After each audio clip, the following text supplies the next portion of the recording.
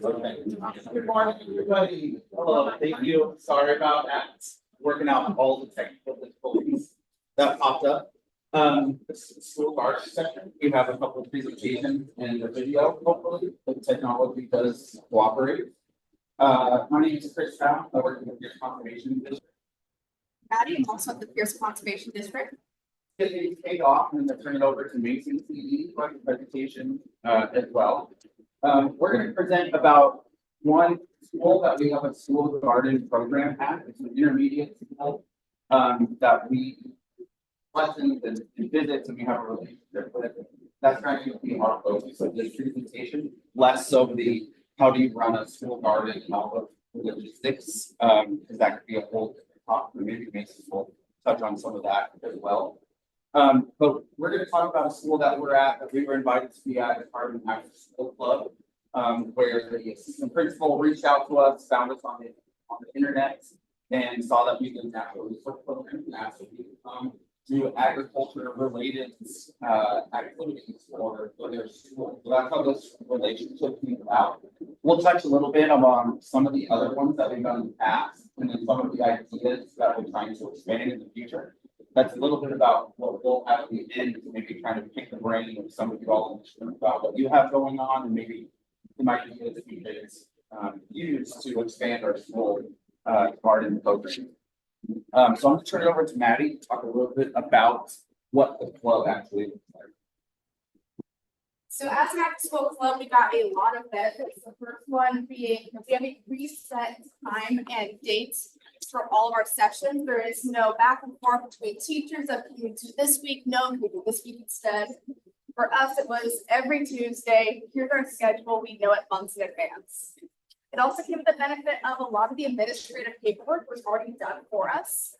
So we didn't have to get permission slips. We didn't have to figure out the allergy information that was feeded to us the first day, along with our roster sheet of who is coming, just to make sure we can take attendance. So as it being an after school club, they had to sign up for it, which means that they had to choose to do this. They had multiple things they could do for their after school programs, including ceramics and sports, but these kids wanted to do gardening. And so we had a preset number of about 15 max. So it's a pretty decent number of students that because they all want to be there, we have more contact hours with them that are more meaningful because they have questions. They want to do the work that we are giving them. And lastly, because it is a smaller garden, we're not focused on creating food for school workers. It's a smaller operation that's meant as a teaching tool and to also be our classroom pretty much. So it's not so much a, we must have this much food at this time, get things ready for school, talk administration about school lunches. It's, what do you guys want to grow? Let's see if we can grow this. Let's see how big this radish can get. Let's see how tall our broccoli can get. It's getting them excited for the individual plants they want to plant. It's all their own. It's their garden. So with a small number of students, I mean, that's definitely a pro. We get a little bit more contact with them. We're there for 6 or 8 weeks at a time, which is definitely a pro as well. We would like, to involve the whole school. And so we're kind of framing this as like an entry point into doing a school garden program at a school that's not too overwhelming, right? The number of students, the length of time, we end by the time the school year is done, so that way we're not, trying to make a sustainable garden all year round. So it's just a little bit of a manageable kind of entry point getting into the school garden scene, which is one of the pros. And then one of the cons is it doesn't involve the whole school, which we would love to do in the future, which we'll talk about a little bit as well. So the school, the way the school garden program works. Okay. The way the structure works for the actual day is we get there, we have about 15 minutes or so with them. And this is at the end of the school day. And so there's a lot of kind of pent up energy. These are 4th, 5th, and 6th graders. There's a lot of pent up energy. And they're ready, their classmates are going to do sports and run off or go home and play video games or whatever. So we do try and start with something to get them moving and kind of get in the mode of after school club and kind of get everybody in the same page. So every week we start with some sort of icebreaker activity. For the first few weeks, it's a name game, so that way we can really start to get the relationships going with the students. But every week, it's the same.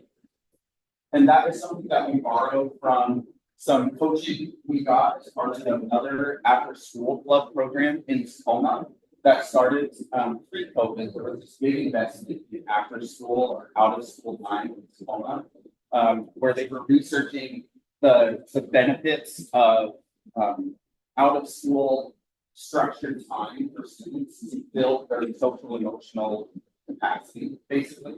And so a lot of these practices are taken from what we learned in those programs, regardless of whether it's gardening or STEM or math or sports or art, whatever it is. There's certain kind of pillars that they really harped on that would really set you up for a positive experience for the youth that you're serving. So a warm welcome where you keep them by name.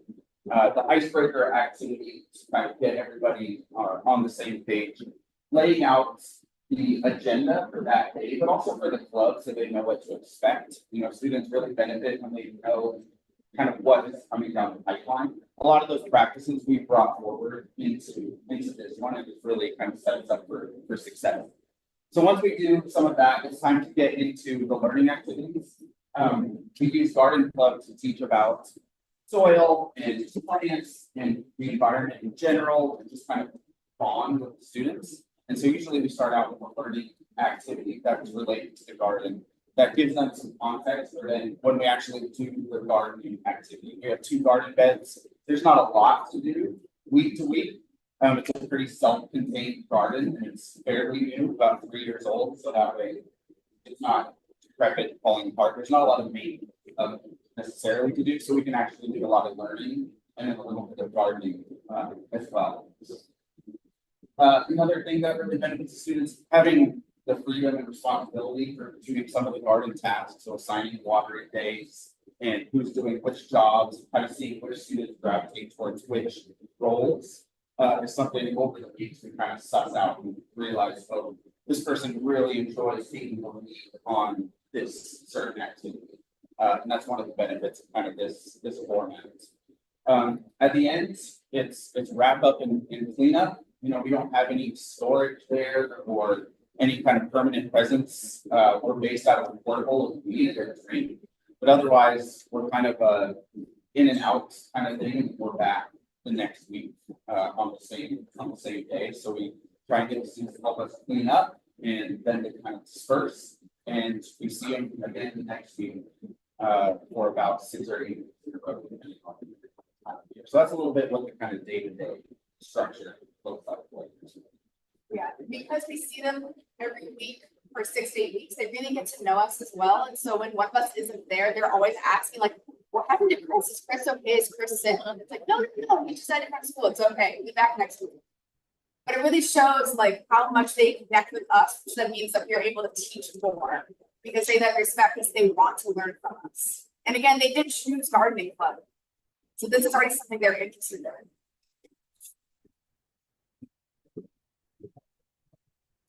This is a sampling of some of our activities and lessons, because as Chris said, it's a small operation for these gardens, and so they're not having to spend as much time on gardening. It's more of a classroom. But we do always like to make sure we do something in the garden. That can be something as simple as one of the first sections is planting. We get starts, we get seeds, they'll choose what they want to plant, and then we teach them as well what germination time is, how to read seed packets, how to know what plants can be planted at certain times, what goes well with our climates. It kind of always works into whatever our lesson for the day is. Get to feeding and watering, as Chris said as well. Watering is not just done during club session, but also throughout the school week. So we actually have kids who are really, really excited. They want to be picked to be the watering person for whatever day, because they want to make sure that they are part of this garden. We also created signs, because if you just plant a bunch of seeds and you don't know what's growing, it's kind of hard to tell what's going on for the first few weeks. So we have them make signs out of spoons or out of rocks, even signposts, just so they can tell what is being grown and they can then watch its growth as well. And then we like to do some arts. Because every kid likes art, is once you join gardening club, and so we do sign painting. So on the outsides of the garden beds, we end up painting signs to make the garden bed really theirs. For the fall sessions, we do this both fall and spring. For the fall session, we did plant pots. So we let them take home a pot to start growing at home, to take what they learned from garden club. And on the last week, they get to take something home that's their own little thing of life. For our garden lessons, we go over plant anatomy and leaf shapes. For that one, I took the kids on a campus walk to start IDing the plants around them and to take notice. What I call plant blindness, where you kind of just don't, you see green, that's a plant, but now they can tell that's a cedar tree, that's the invasive blackberry. Like now they kind of know what's going on within their school grounds. They really enjoyed it. We also do soil properties and particles, learning about sand, silt, clay, and how no matter how much water and sunlight you give your plants, if you have the wrong soil type, it's not going to grow, which got them really interested in making sure, oh, hey, all those plants we planted, is this actually the right soil for it? They start testing their own soil to make sure it was good for our plants. And one of my favorites is worms and composting. I made a giant 5-foot worm that you could take apart to show the organs inside, to then let them know what's going on inside a worm, how they work, to then get them ready to meet real worms. We have our own worm composting operation at Pierce Conservation District. So we got to show them how a worm bin works and get them to touch them and feel more comfortable around them. We even had a student who has been coming for multiple years now, and at first was terrified of worms, didn't even want to see one. And by the end of the spring, was able to actually touch one and hold one in her hand. So that kind of goes to a testament of what we can do at Gardening Club, is getting kids closer to nature, not just the wilderness, but also just with agriculture. So we're at one school consistently and intensively, this intermediate school. We do support other school gardens with materials, resources, or visits, like during the school day, that kind of thing. This is the main one where we're embedded in school doing programming. We'd love to expand that. That is our design. We'd love to do that. There are 2 of us, and so we're mindful of kind of capacity. So, intending on incorporating some partners on setting up some roadmaps for schools to try and build more school gardens and sustain that. We'd love to get one going and jump to another one, so that way they feel comfortable taking it from there. So that's our kind of vision for how this might work. We do have some kind of meetings set up with some of our county partners, and also learning from someone at the city of Federal Way. Federal Way Public Schools have a school garden coordinator program. She came from Master Gardeners, and so our plan from here is to kind of see what we can glean from these other people doing great work, maybe some of you, and how can we build a more expansive school garden network throughout Pierce County, because the opportunity for outdoor learning after school is just so right there. And I think we can show them that it doesn't have to be an overwhelming task, especially with after school club. You know, you don't have to grow enough food to feed the school cafeteria. You don't have to serve every single student at every grade if you don't feel comfortable. You can start at a manageable level, kind of like what we've shown at this one. We really enjoyed it. We would need to leave eventually, but we know that they'll have to spread their wings and fly eventually. So we're just trying to get them in a good spot where they go. So that's the end of what we have to share. We would like to welcome any questions, ideas, bright options for how maybe we supported school gardens or anything like that. That's what these sessions are. That's all we have to share.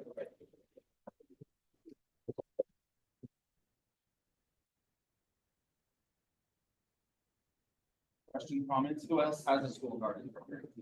Raise your hand. Who would like one? Oh, that's me. Are there opportunities beyond 6th grade for these kids to do this type of stuff? Good question. Yeah, so they go to junior high after this.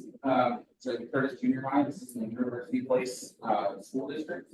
I don't know if they currently have something at junior high or connected with their high school. They have one high school, Curtis Senior High School. And they have natural resources, kind of classes and stuff, and also designs on getting ag stuff going, but there is a little bit of a gap there in middle school, junior high. As their offerings. How were you, was it grant funded or how were you funded to do the program? Yeah, so the school does offer a stipend for after school programming. It's only $25 a session, but mainly that just pays for soil, seeds, supplies, that kind of stuff. So we just cover our staff time in-house.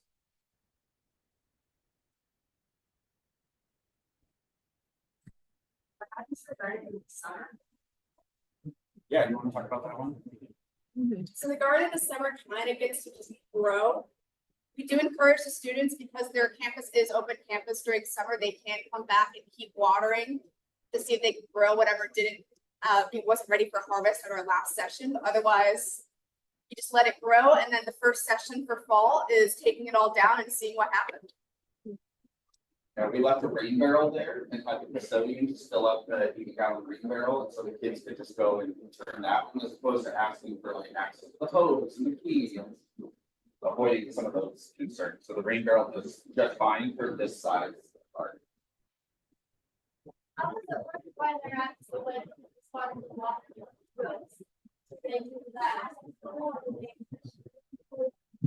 Yeah, that's a good question. And that's, Mostly lunch period. yeah, So they ask for permission from the teachers to make sure they're allowed to go outside. And they usually do it during lunch period, but they can do it after school as well. Because the watering can and the rain barrel is just outside and ready for them to use. yeah.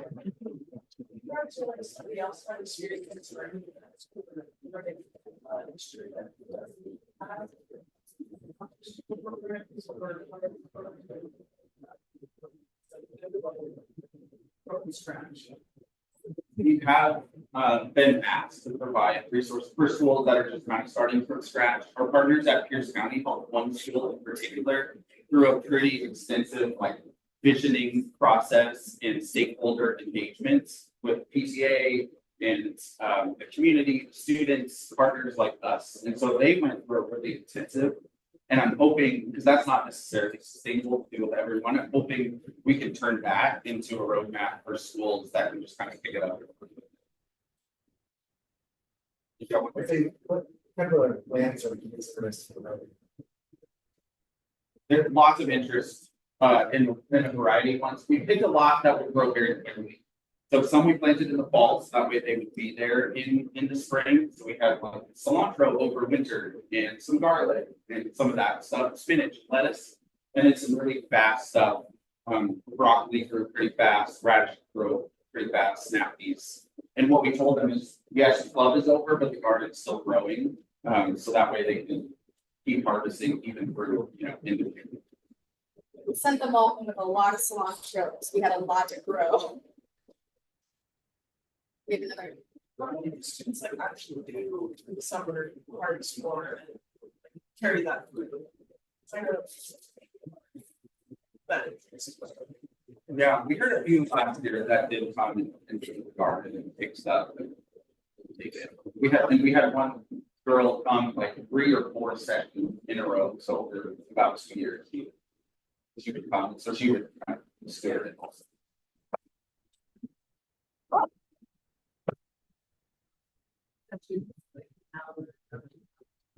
About 50 minutes or so.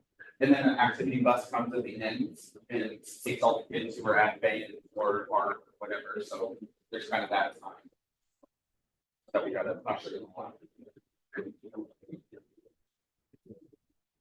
All right. Well, that was a little bit about ours, and then we'll turn it over to Making CD to talk a little bit about their experiences as well. Technology will allow. Okay, so ours is definitely.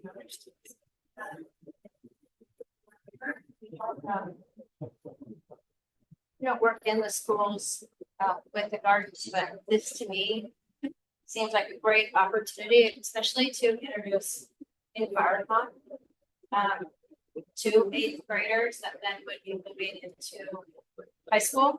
So it seems like a really cool opportunity.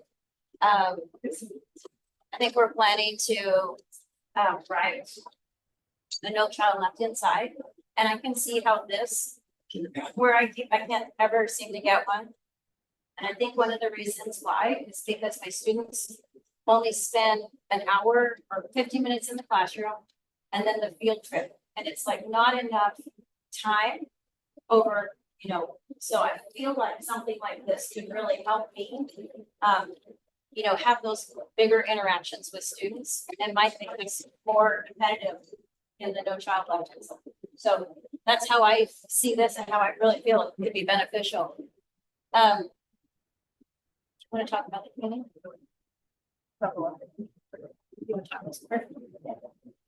So last week, we ran a program with 8th grade. The program started last year. And this year I'm like the new AmeriCorps, so I kind of like brought new eyes, fresh perspective to the curriculum. Our field trip that we base is around, we take them out to Sucomish Valley Farms. So they're getting to see an actual farming operation. They have a chicken operation out there. They grow everything certified organic. They have sheep. They have a bunch of high tunnels. So they got to see a lot of the inner workings of the agricultural fields. And I thought it was a good opportunity to use some of the Kids to the Ground curriculum and talk about kind of carbon emissions and how farming and understanding soil can kind of help that situation. And because of the media, I think this is good to talk about in the same group. Okay. So How much time do we have?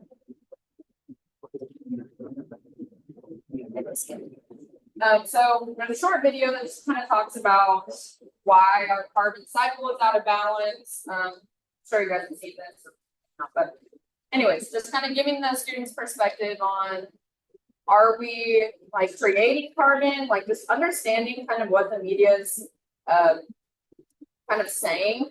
Because even for myself watching this video, I was like, okay, like I understand carbon, I understand our role and why it's imbalance, and kind of fix that situation. Oh, I think when we were in the classroom, we really did see the kids are just really having this understanding. It's like one of the questions is carbon bad.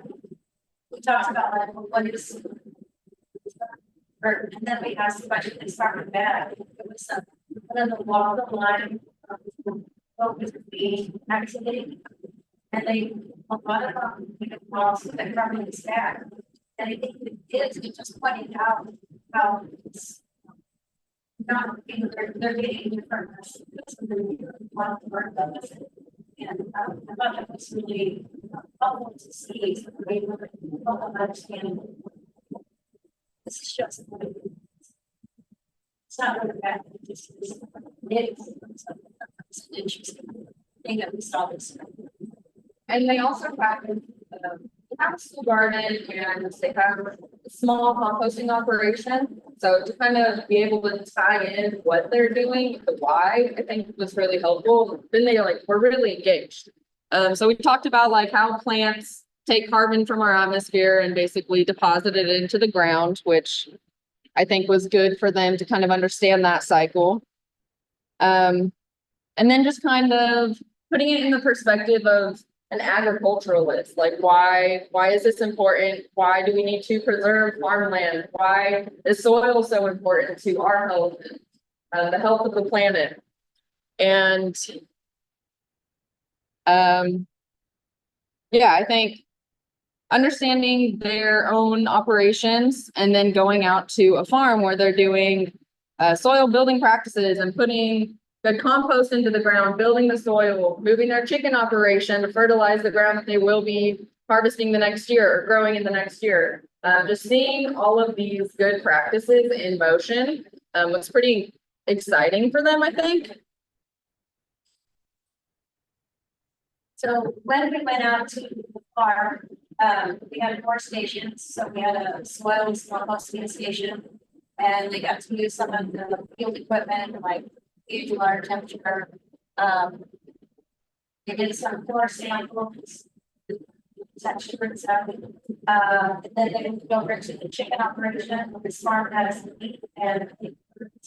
So, we got to learn, already at this school, talk about dinosaurs, and birds and chickens, and kids, of course, these were eighth graders, so they were just really. They were very interested in that. They also got to see, like there was, one of the birds, just some birds, chicks just ended the day before. Next one was the next week over, and they were 2 pens, and I'm with you. And then we have an on-site processing located in the WSTA, was funded. So it's this beautiful process. So, so we went from the chickens, and then they went to the high tunnels, and they all got the facial, so it's kind of like the nibble as they go. And then we went to the processing station. And then we talked about the military equipment. We talked about safety. Then we also can purpose or picture land. So with the walking cooler and equipment it's used for that. Just to try to really help them. And you know, of course, we ask some questions like you know, you check it in. You know, just to help them really understand the connection between themselves and what we can explore and what they are doing. You know, that's really happening on our farm and drive those connections. So, as already said, yeah, they're organic farm. They sell at farmers markets and CSAs. So that was a big thing. So the farm also was produced themselves. It's history. We were able to pay through. Oh yeah. So students also got to harvest lettuce. The farm was extra, and so we students were able to do the planting and harvested. You know, was put into their on-site cooler and loaded into the truck. And went to the food. So we talked about the excess of a farm as well as volunteering in the public. So that was a really great connection. You know, for us, we haven't been able to harvest when the students were there. It seemed like it made it more, you know, impactful. And let's see. Oh, so I'll let you send this to you. Yeah, so as an AmeriCorps, we have to do pre and post surveys. So my pre-survey, just kind of talking about like soil layers, like what is humus? Is it like a chickpea dip or is it like a soil component? That type of thing, and how much of Earth's surface is suitable for agriculture, and just kind of getting to see what the perspective was before the talk, and then seeing after the talk, the whole class like knew every answer, knew what humus was, knew why we needed to preserve agricultural land, and had a better understanding of carbon, which was, I think, in my opinion, the best outcome for me personally. I'm talking. Just one of the things that we have to do, obviously, like the American Party has had this free phone survey is to show improved knowledge. We have more questions than this. We've learned that too, that it's better to have more questions than more questions because it's a better chance of winning. And it's really also fun to like be very about their questions so that they don't know the answer. So, yes. Oh, I was going to talk about. Oh, yes. So this is hard. So this was funded this year through the OSCI outdoor learning grants. So I supplied each of the schools with a budget and a grant text, saying what I'm for them, and then they submitted, and then they're paying us. So this is before, it's always been opposite of us trying to get grants and then offering it to them. We've had a lot of changes. There are students have to do administration changes, the teachers are changing. So before COVID, we were, it's all going crazy. It's wonderful. It's like, and COVID happened. It's just so much change.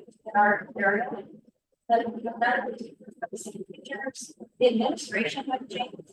So they didn't, it was like we didn't say ourselves. To the districts. So for me, I felt like having gone through this kind of thing for money wasn't really great because they're actually people that just they know what they're getting and they're paying each other to be partners. So we usually have to be partners to help us with the rehab, it could be estuarial, whatever is to bring in partners. And then they also do. So I work in so that including all of my partners and then they from the school district and then the school district knows these are going to be called to reach out to work. So they hear the bridge, the districts are the ones that the teachers, the partners, I want them to know that they can come to the conservation district and find the answers to whatever. Because finding it's like really with the car, but it does seem like this funding is it's definitely not going to be this year. So we're going to all be the same to the school districts, all these significant to them so that they can submit for us. And part of it, what we did was we included money for maybe plantings, plantings, and this is already we have a sensory garden with the schools. So we were out there planting with the students at the school garden. It included, it was also very pushing in our office. We're utilizing pollinator and for our district, we chose to do pollinators. So that's how our some of the other things. And our owners as well as grants.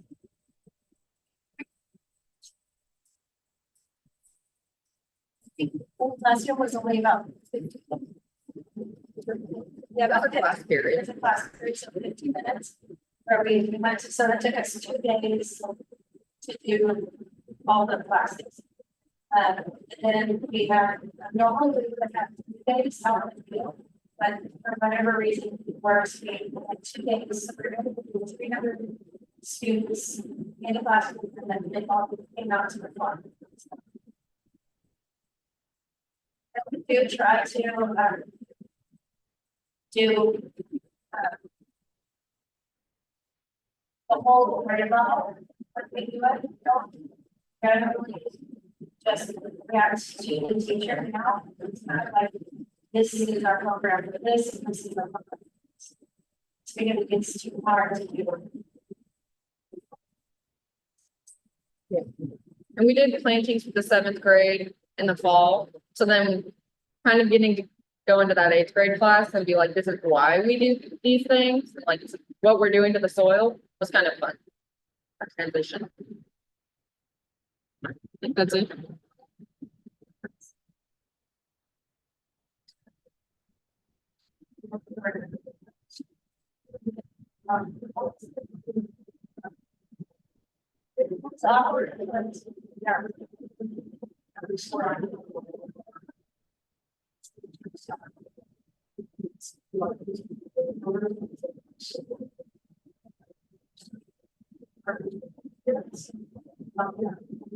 Yeah, I mean, I took it out of the relationship.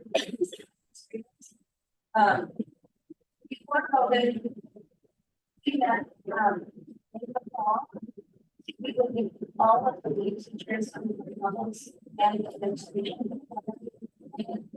Our presentation as well as our experience. He works with us as well. So then make sure to standards and the teachers we don't want to say this covers this. So then we have this really social emotional learning, environmental science. So this is very important K through 12. And it tells the district exactly what are we having and why this is important. We're checking out these things for but Since COVID. So it was just us going back and reaching out to teachers. Just for some, whatever reason.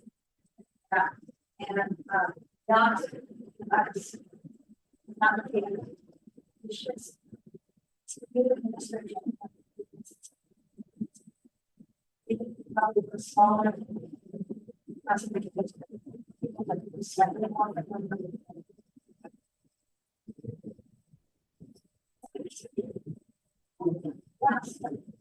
Yeah, we have one for our schools. We can submit a max dollar for the school, we can submit a max dollar for each school. Or you can do so what it helps and we didn't pay for. There's three schools that have to speak for the meeting. A second, or so we have way more, 5, 6, that's another 7. And we try to do separately environmental marketing. What we can offer us, I have worked from one of the institutions that are all treated class. And I was a small one, they said we wanted to do it. It took too long, and by the time the other the money is gone, so I mean, that's really it's a fight against time. And I asked them, we have another small and so we'll keep on to so that's what we thought. And of course, next year we're going to talk about RCO. If you get last time, so I'm trying to get balance the 2-year program, so I'll try to get hopefully have this stuff. But I like this, but everything's there. Everything has to really love it. I'd like them to know instead of listening to that, and then I feel like I'm going to get my program. I'm really interested in the value. Exactly. So how much it costs.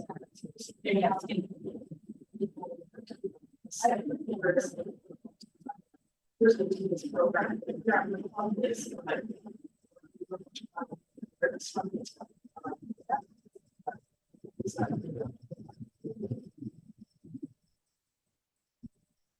Stay. Right. Yeah, so they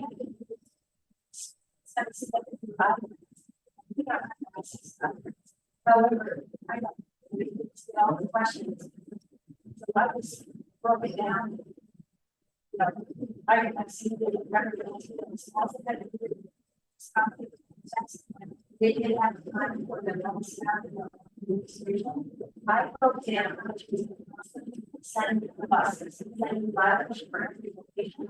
So I sent them mileage for each grade level. So all the whatever. Awesome. So that they should they knew that they needed to back it. So like they didn't have the so